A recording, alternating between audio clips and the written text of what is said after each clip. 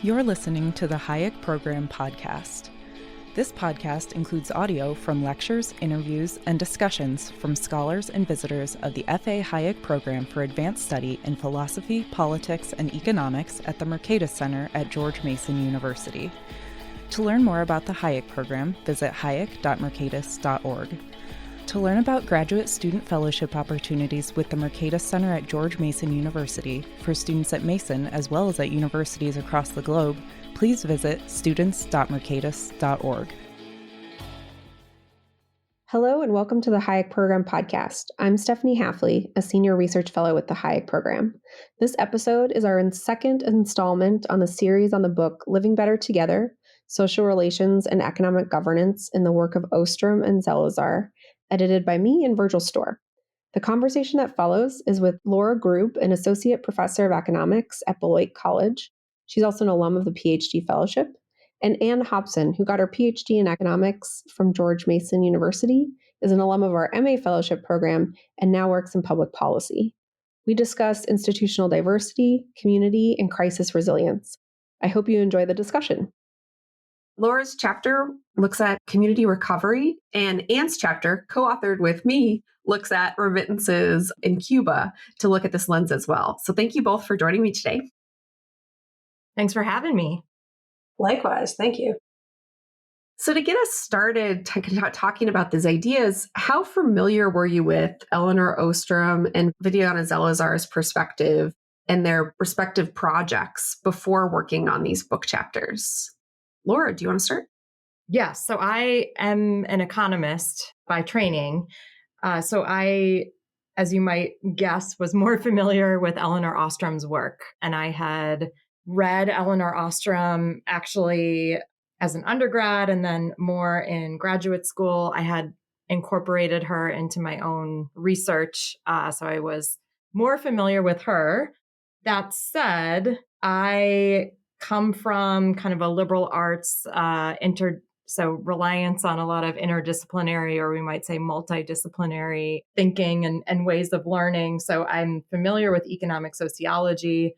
I really appreciated the opportunity to dig into Zelizer, and I think I found quite a few similarities with Lynn Ostrom. And I think as an economist, it's good.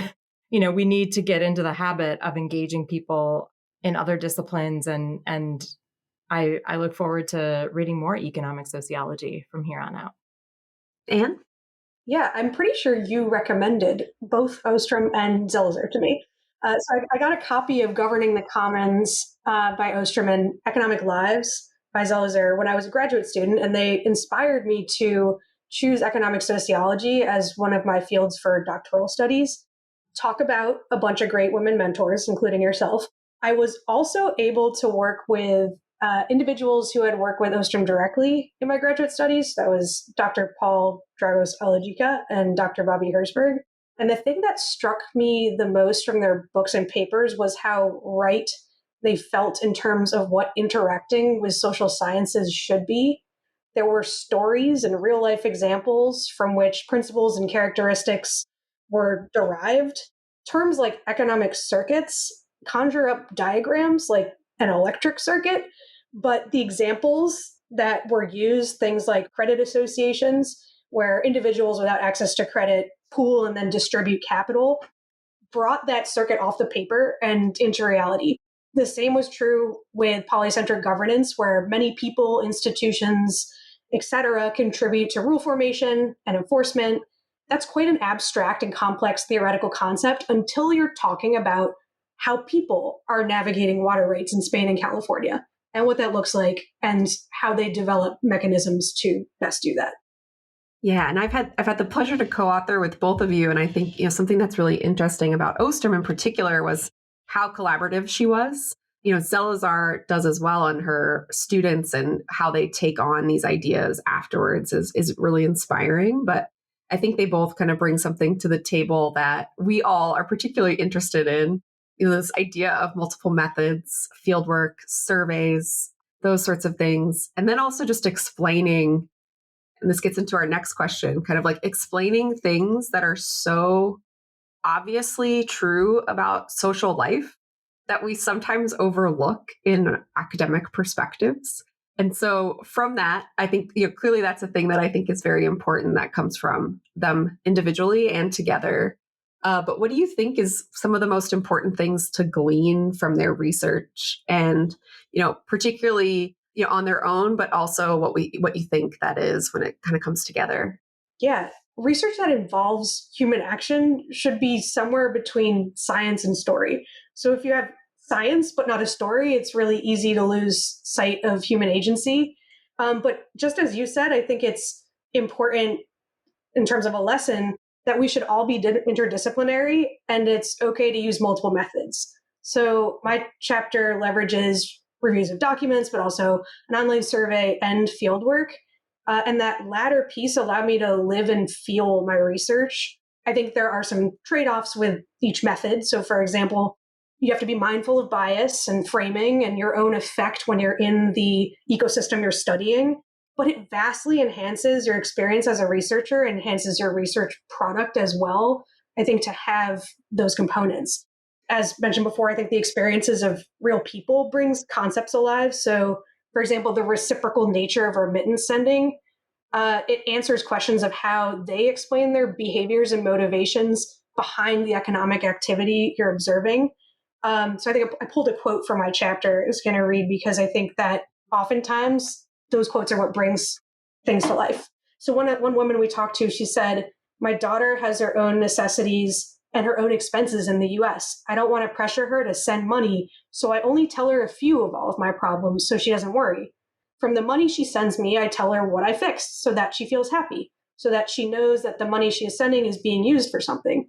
And another memorable older woman we interviewed was using her remittance money to save up for a dress for her daughter-in-law and forgoing her own desires for higher quality coffee than the beans that were coming in rations. So TLDR, don't be afraid of messy subjectivity is one of the things I take from them. I think I would just kind of echo what Anne has said. What I really appreciate about both of these scholars is that they have a really careful study of human behavior, and they rely on, I think, what Peter Boettke would refer to as thick descriptions. So they're using different methods, relying on field work, relying on interviews, relying on a lot of, just very careful, detailed investigation.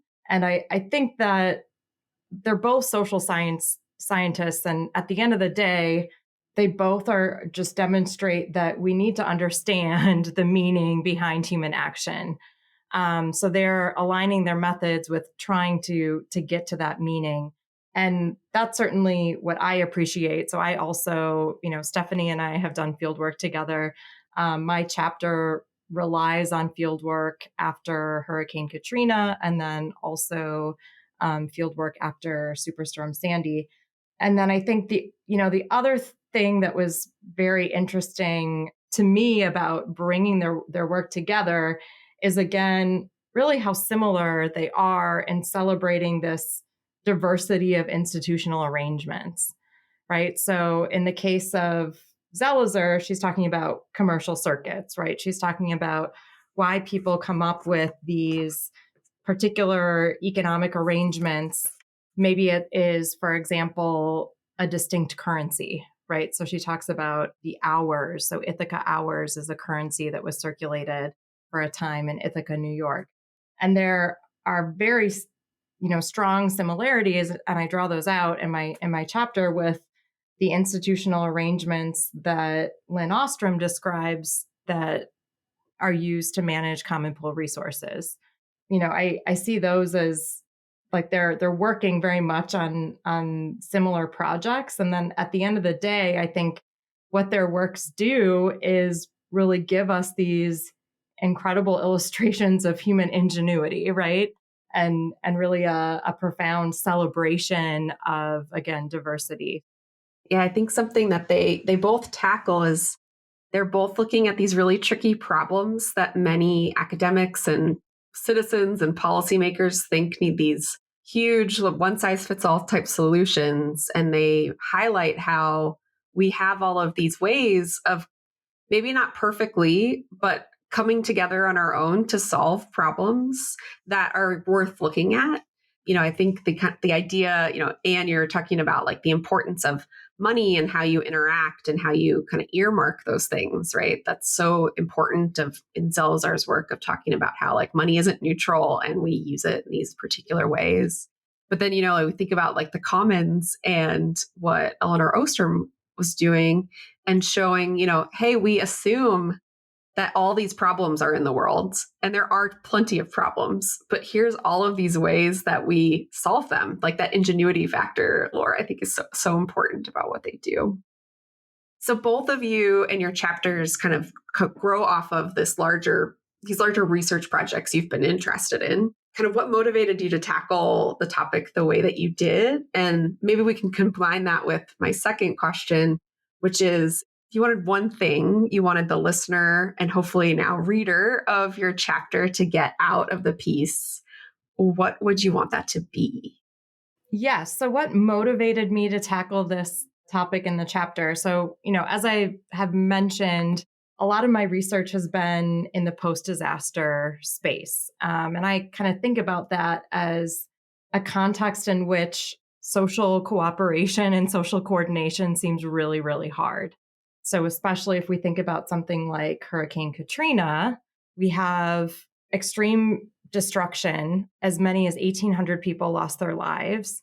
Hundreds of thousands of homes are damaged, destroyed. Thousands of people leave New Orleans and they're faced with this decision of, am I going to go back to New Orleans? And will I even be allowed to go back?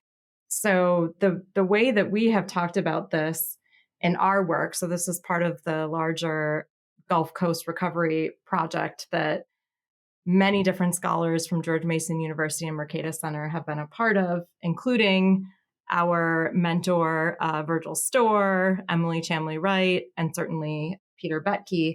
But we framed that also similarly to, Ostrom's work as a collective action problem, right? So if you are faced with all of these really high costs of returning and rebuilding, the benefits to you of returning and rebuilding are certainly unclear, and they're tied to the decisions of other people. So if you decide to return, but your neighbor does not, then your, in fact, benefit of coming back is reduced, right? So it might be in terms of the quality of the school district. If people don't come back, the quality of the education that your child receives could be different. The kind of third spaces that we enjoy, whether those are restaurants, parks, all of those really are determined by those who reside in our community. So all of that is to say, I think that already I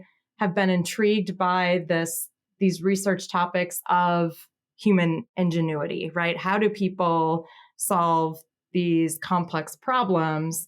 And so, Stephanie, when you approached me about maybe looking at some of this post-disaster research from the lens of Eleanor Ostrom and Viviana Zelizer, I think it made a lot of sense to me. So again, I think the closest, what I really relied on from Zelizer's work in particular was the idea of the commercial circuits. Yeah, and I'd love to kind of go into that a little bit more. I think some of the examples you bring out in circuits, and these are things both chapters we'll dig into, so we'll have, I think, a lot to talk about across all of us. But, after a disaster, money can be so tight. It's so complicated with insurance and federal aid and all of these things. But some of the ways community members pooled money and used money in these really interesting ways, I think, show an important component of how you can kind of work these things out on the fly, which I think is, also something that comes out in Anne's chapter with you need to learn how to kind of figure out how to help one another and kind of keep those things going as you go. Do you want to talk a little bit about some of the circuits that you highlighted in the chapter? Yeah. So thanks for that question. So my chapter, again, is using the kind of case studies of Hurricane Katrina, and then in particular, the Broadmoor community that was impacted by the hurricane. And then more recently, Superstorm Sandy and the Bayswater community. So the kind of second case here in Bayswater is a very interesting example. The community, as we would define it, is the geographic area of Bayswater, which is on the peninsula of New York. And it's also a community that has this large population of Orthodox Jews. And in the aftermath of Superstorm Sandy, this community is impacted. There's flooding. People are without power for weeks as it's starting to kind of get into fall, winter months in New York. And in order to kind of deal with the situation, the community, of course, organizes. And in particular, we talk about an organization that is referred to as Achiezer, is one of the major organizing bodies. And then in particular, Achiezer has established a kind of community assistance fund that they had used in previous disasters or moments of crisis that they decide to bring back online. And they have kind of an infrastructure and model of how to both solicit funds and also how to distribute that money throughout the community. So what's interesting, and I think how it, very much ties with Zelizer's work, is that this is something that's operating outside of the formal individual households program of FEMA assistance.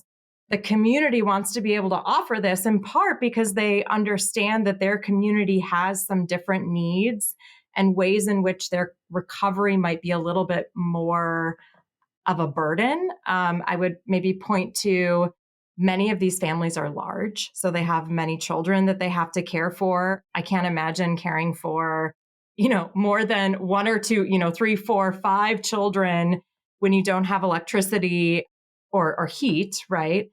And then on top of that, they also have particular dietary needs that mean that they can't just go to every grocery store and find food for their family. And those foods tend to be more expensive. So both of these things combined, both having these larger families, having particular dietary and, lifestyle needs, I think is a reason that they decide to create this fund. And, we didn't unfortunately have the chance to interview many people that donated to this fund, but we know that it was quite successful. So it was in total over $11 million was raised, which is quite a substantial amount. And you can imagine that the way that people, when they're giving to this fund, are thinking about that money is quite different from probably other money that they're spending in their day-to-day life, right? That there's a narrative about, caring for others, caring for others who maybe they don't know personally, but are, a friend of a friend, and helping people during a time that is extremely difficult. So yeah, I think that this is such an interesting example. And I'd also just add on a quick note, it's an interesting example because it is also showing really these kind of social learning aspects, that they were pulling off a particular model that they had created from years ago and continuing to kind of iterate and evolve as community needs change too. So that's, again, the second example in this chapter. Yeah. And I think, that part of learning off of a model, like here's this internal way we're going to help each other out, kind of set aside money for these issues that might come up. And then being able to grow that so quickly with the broader community that they have, I think is such a really cool example of how that can be utilized. And I think because you said these problems are so big and challenging after a disaster, we often don't think that you could come up with funds that way, right? And so I think that example is a really great one. Anne, how about you? Kind of what motivated you behind this project and what do you hope people get out of it? Yeah, part of it was the support that I got from my mentors, including Stephanie, and the monetary support from the Mercatus Center to be able to use multiple methods, because that can get expensive. And I really wanted to understand how people experience the economic, social, and political consequences of remittance flows. It also struck me that we're studying a region that is 90 miles off the coast of the United States. When I was 16, I first visited Cuba as part of a church missions trip. Ultimately, I chose to write my dissertation on this topic because it's a tribute to the resilience of my Cuban friends. We talked about ingenuity. Every moment, every interview that I conducted, there were examples of resourcefulness, ingenuity, resilience. They've had to overcome numerous barriers that were incomprehensible to me at age 16. Things like, what do you mean you're not allowed to leave the country? And what do you mean it's not possible to buy eggs in the store or bread? What do you mean you live on an island but aren't allowed to fish offshore? That word resourceful is part of the Cuban story and identity. I remember when I arrived in the airport in the latest trip and was in a friend's car, and they used thumbtacks to pin up the upholstery, and it was a 1941 Chevy. He told me about how he was able to get replacement tires from abroad through customs by leveraging knowledge of how to navigate those barriers, including bribery. So when I first read Ostrom, I knew it to be true. People on the ground are resourceful. They use local information to coordinate with friends and family abroad to receive aid. They do not solely rely on government provision of aid, and they figure out ways to get around regulatory barriers, from paying others to bring money and things across borders to hiding cell phones inside of TVs so they wouldn't be confiscated by Cuban customs. They had a limit on number of cell phones you could bring because there was so much resale going on inside the country. To add on to the examples of circuits that we found, remittances are one of, I think, the cleanest, clearest examples of circuits. Zelizer defines them as distinctive bounded arrangements of social relations that sustain economic activity. She also recognizes four components. The first is a well-defined boundary that distinguishes participants from non-participants. So family or friendship, like a social connection, is an example of that. And we found that in all cases of remittance sending, there was that type of relationship. Secondly, it requires a distinctive set of transfers. So like monthly payments, annual payments, things like that. Thirdly, distinctive media. So money is an example, but we often found that remittances took the form of goods, sometimes technological goods like computers and cell phones. And then fourth, a shared meaning, which I got at in the quote that I was talking about before. It means a lot to those that send to know that their loved ones are helped. And it means a lot to those that receive that money to know that they have that meaningful connection abroad with their loved ones. So hopefully we can get into more examples of what exactly that looks like as it plays out in people's lives. But also, I hope that folks at the end of my chapter ask themselves, is the embargo or policies that restrict remittances worth the social and economic cost? And worth the interruption and destruction of these economic circuits?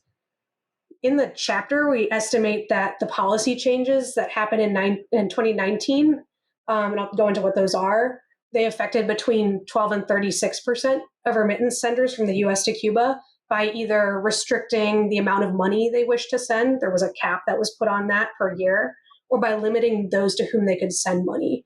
In particular, at that time, donative remittances or remittances from someone who doesn't know the person, or is not directly connected to via family ties, the person they're sending to, was prohibited. Several months after our survey ran in 2020, the main company that facilitated wire transfers to Cuba was forced to suspend services because of US policy. A financial entity that they interacted with in Cuba had ties to the military, which was the source of that policy change. This, we weren't able to understand exactly how this affected the folks that we had already done the survey with, but it is surefire that a vast majority of them were affected because most of them used Western Union as one of the means of getting money to the country. In good news, Western Union just resumed this year limited services. They found a new financial institution to operate with in Cuba, and thankfully, last year, the caps and limitations on sending remittances to friends were lifted, but there were 3 incredibly difficult years for people who were just trying to get money to people they cared about. I think that's a great thing to focus on, because I think one of the things that Ostrom and Zelizer and in your chapter really brings out is that we rely on our community and we use resources within our community to do so much of our lives. And policy can have huge impacts on that in a way that, maybe serves a political or strategic purpose of, say, punishing a totalitarian regime. And it has costs as well. And it's not just the obvious costs, but ties and shared meanings and ways that we interact with one another. I think if as people interested in analyzing policy, we don't think about those costs, we really miss out quite a bit. Yeah, I mean, I would, Anne's talking about the kind of policy questions in regards to our relationship with Cuba. And I think that in the post-disaster research, there are many, many considerations around policy as well. I certainly hope, unfortunately, we have in front of us so here we're talking in early September of 2023, and we have the fire that has devastated Maui, right, and Hawaii.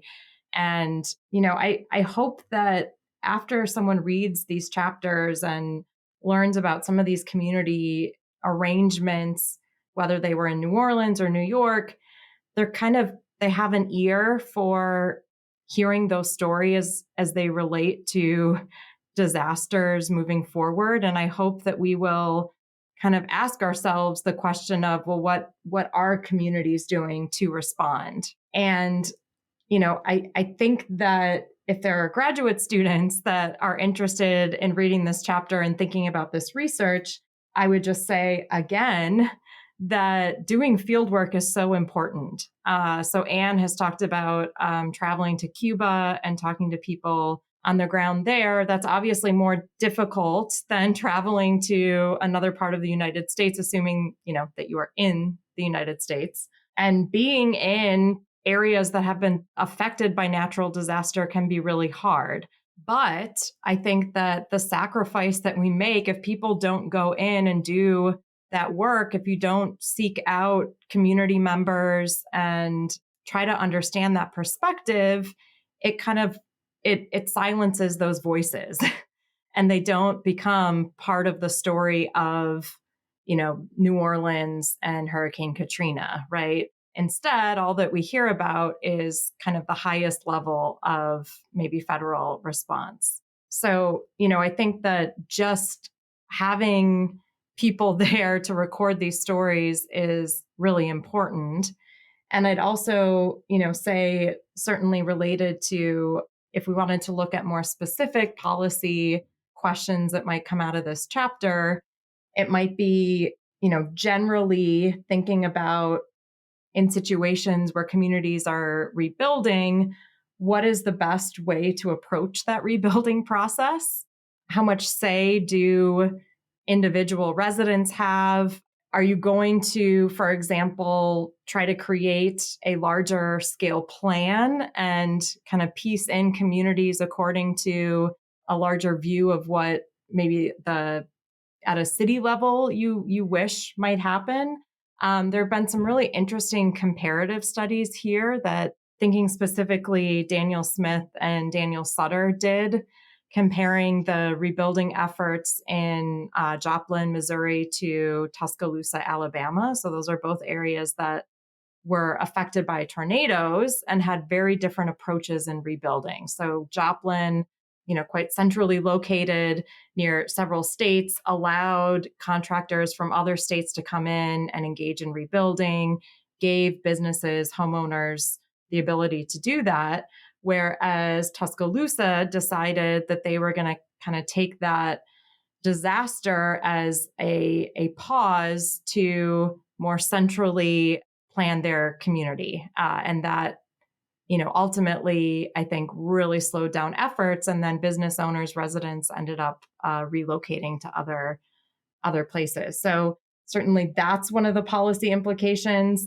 And I think another, policy implication certainly is that, at a minimum, when we think about disaster aid, we ought to recognize that there are federal programs that FEMA is there to support communities, but there needs to be some coordination and giving, whether it is Akiezer, Broadmoor Improvement Association, giving those entities recognition and trying to help them in their efforts rather than crowding out some of the bottom-ups aid. Yeah, absolutely. I think, both of the chapters really look at these really hard times in people's lives and how we can make it harder, but also how there's ways that we can make it easier. And so, kind of really thinking through all those options is super important. I'd like to ask this next question of just in the process of writing these chapters, was there anything particularly interesting or surprising that you learned or discovered, whether it's with the framework of Ostrom and Zelizer or the field work that you kind of dug into of kind of what surprised you as you were going through this process? Yeah, so many things. I think many people think of remittances as money transfers. People, sometimes professionals, bringing cash through airports or Western Union wire transfers. But it became clear in earlier visits to the island that many remittances were in fact things: food, medicine, cell phones, computers. Some of the odder ones I came across, things like condiments and spices or soft drinks from America, tires, TVs, pet food, children's Tylenol, bras, and a hair straightener. One other tidbit of information that really impacted me was that over a half of consumer purchases are made for family and friends. This was an observation made by Deirdre McCloskey. I remember being shocked when I read that and looking at my own bank account, and sure enough, it was true. Dinners and gifts and travel, all of that could be tied to some social reason, whether it was like going to a family's wedding or a gift for a bridal shower. The takeaway there is that love and social connections drive exchange. And the way that Zelizer puts it is social arrangements facilitate economic ends. And insights from my own research reinforce these findings. So over 70% of those with transnational ties to Cuba saw remittances as beneficial to those who received them. Of those sending remittances, 49% saw them as a way to express love and commitment to family or friends. 19% noted that they sent remittances because their family and friends depend on it. And 25% saw it as a way of giving back to family and friends who've helped them in the past. Another 13% saw it as a gift. Worth noting, people could choose more than one option in this survey, but it was still an overwhelming indication that many people tie it to a familiar or love-related piece of meaning for them. In terms of who they send remittances to, 53% sent to at least one close family member, and an additional 46% sent to a more distant family member, uncles and aunts, cousins, grandparents. And 16% sent them to friends in addition to families. That's that donative remittances piece. Additionally, you could see that there was a reciprocal element to this because 58% of those who send remittances communicate with recipients daily or weekly, and everyone communicated at least once a year. So once again, social ties are intertwined with economic activity. Thank you. Laura? Yeah, I mean, so again, I think there were all sorts of things that were surprising to me when I really got into understanding post-disaster rebuilding. And I'll kind of riff on this Deirdre McCloskey point, because I do think that there's an interesting way in which, Zelizer's work, there's some similarities between Zelizer and McCloskey. So again, if we think about disaster as really being about how people respond to some of the most difficult situations, what I think is just so fascinating, when I first did the field work in New Orleans, I was quite a bit younger. I was probably naive in my understanding of my own country. And that I really didn't fully appreciate the diversity of the United States. I mean, I interestingly had the opportunity to travel overseas, right? So I had been to South America, I'd been to Europe, I'd been to even Southern Africa at this point. And yet kind of walking through New Orleans, I felt like I, again, was in another country. So the culture of New Orleans is just so different from what you would find anywhere else in the country, in the world.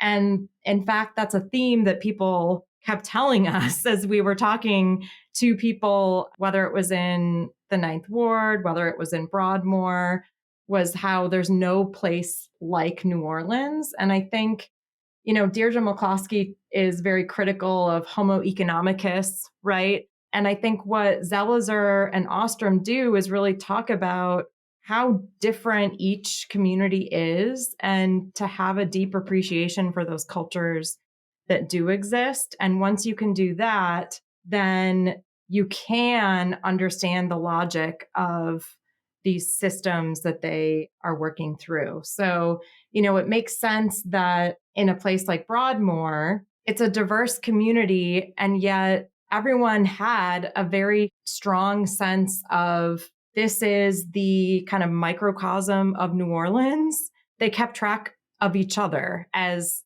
fellow residents that were celebrating Broadmoor, celebrating New Orleans. And through that, they had a neighborhood association. They kept careful records. They were able to find each other after the storm. And that was a key part of also kind of proving viability, and that over 50% of the community was going to come back, was just locating people. And then if you look at the Bayswater community in New York, again, there's this really strong sense of community that is certainly around religious views, but it's also just the kind of rituals of the daily life that are involved in being an Orthodox Jewish person. I mean, living in a pretty close-knit community, because at least on Saturdays, you're doing, a lot of travel by foot.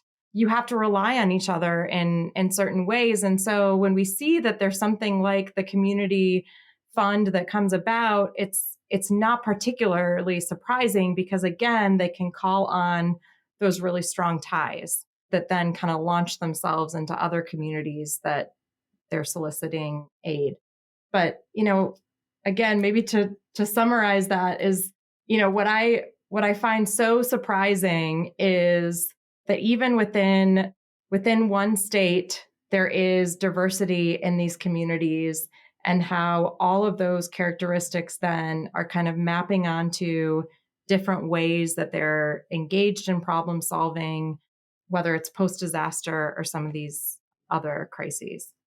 Yeah, I think, one of the things that's really interesting, kind of listening to both of you talk, back to back about these ideas is there's so much, I think, overlap and interesting tensions that maybe even in the academic literature we haven't teased out, right? And so, I know from Anne and my perspective, we see how remittances and development and issues of migration are so similar to disaster recovery, because we've worked on both.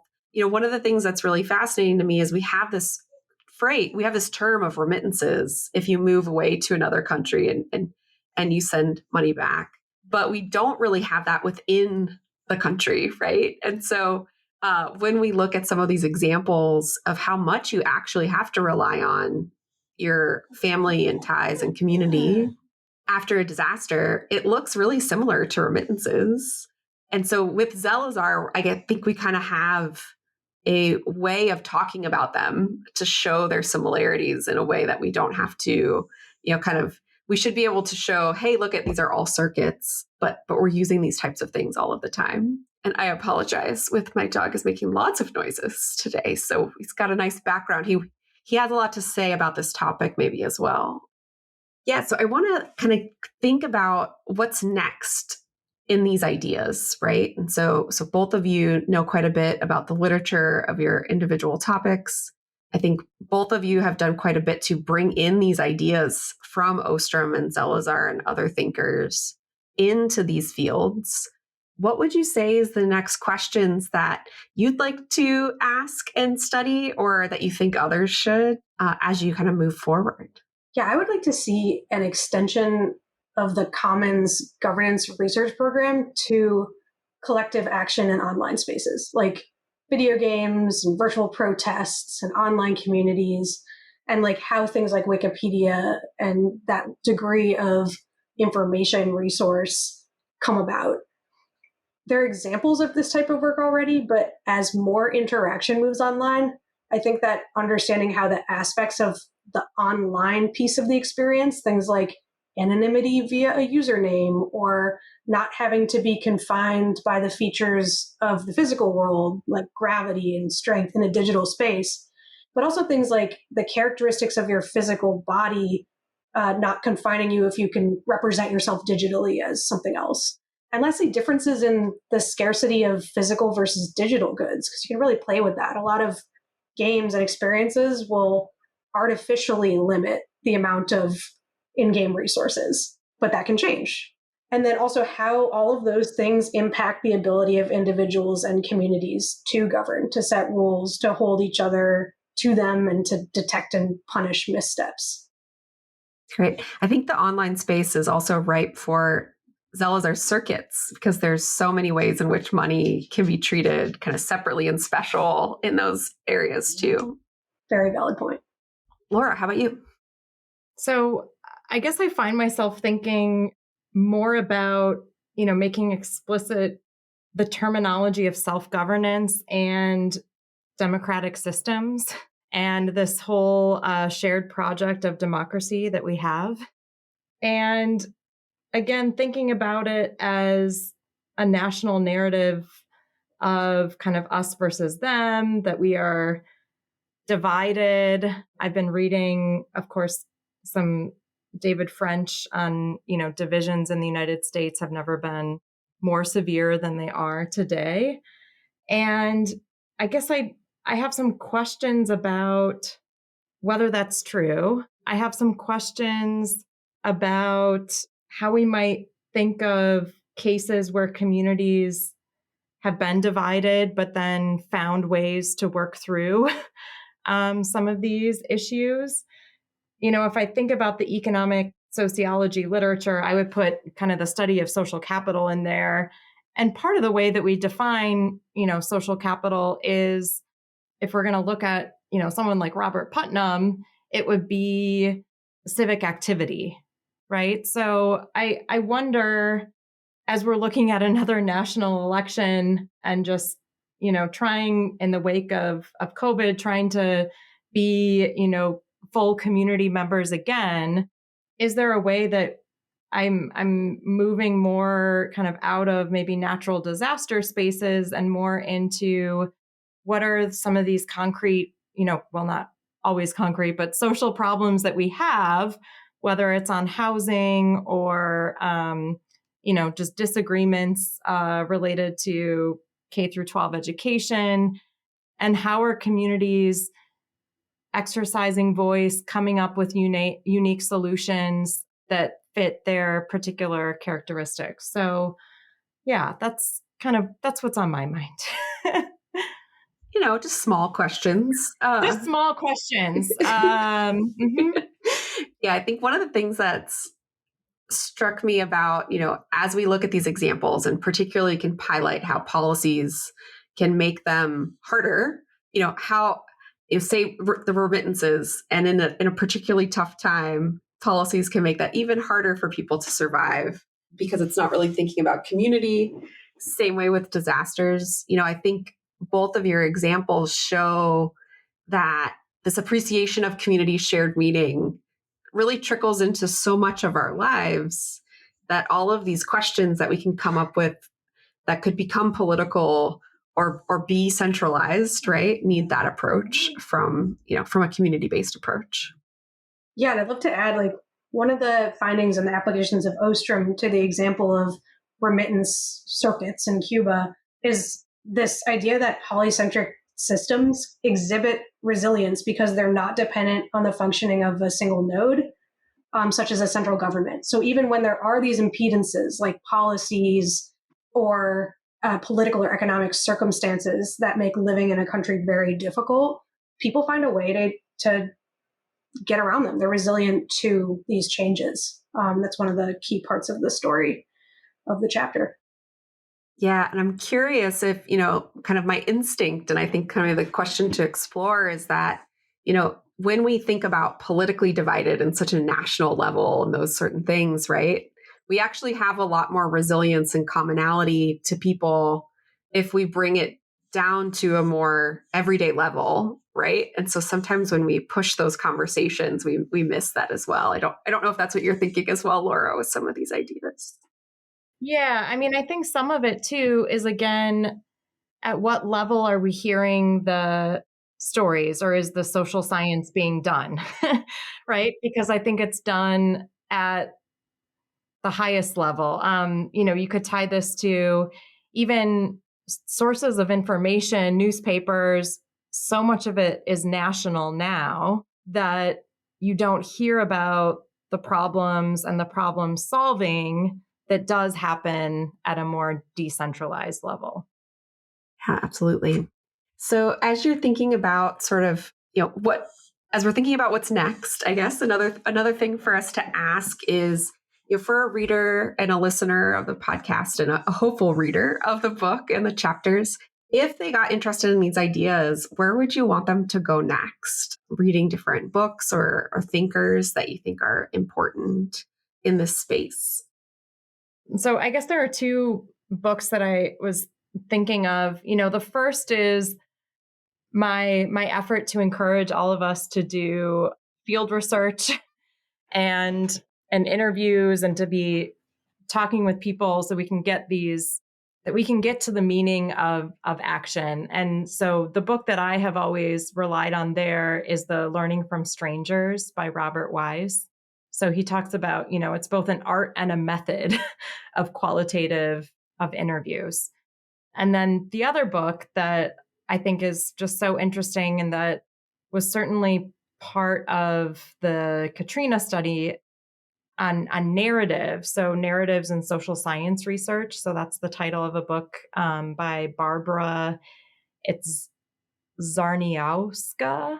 She provides some really interesting ways to think about narrative and how narratives are passed within a community to kind of encourage collective action, and certainly is the way then that is what colors people's perceptions of events and informs action. Anne? I have two suggestions. The first is called North Korea's Hidden Revolution: How the Information Underground is Transforming a Closed Society. And the author is spelled Jieun and then Baek. This book is full of circuits. That language isn't exactly used, but it is also about how remittances, how digital items, often digital, and information get into the country. Another one is Tom. I'm going to also get this name wrong. His last name is Jelten. He wrote a book called Bacardi and the Long Fight for Cuba. And this intertwines the history of the Bacardi rum family and business, which was Cuban, is now, I believe, based in Puerto Rico, with the history of the Cuban Revolution. And it's a really great example of social science and story intertwined. Awesome. Thank you both. Is there anything else that you guys would like to make sure that we talk about today? Can you also recommend a film? Have you seen the Cuba and the Cameraman? I love that documentary. Thank you both so much for taking the time this afternoon to talk about these ideas. And I hope our listeners go forward by reading this book, checking out your other research, and digging into the other suggestions that you brought up as well. Thank you. Thank you. Thank you for inviting us. Thank you for listening to the Hayek Program podcast. To learn more about the research, scholars, and work of the Hayek Program, visit hayek.mercatus.org. For more information about graduate student fellowship opportunities for students at Mason as well as at universities across the globe, please visit students.mercatus.org. We hope you recommend students to our programs or consider applying yourself.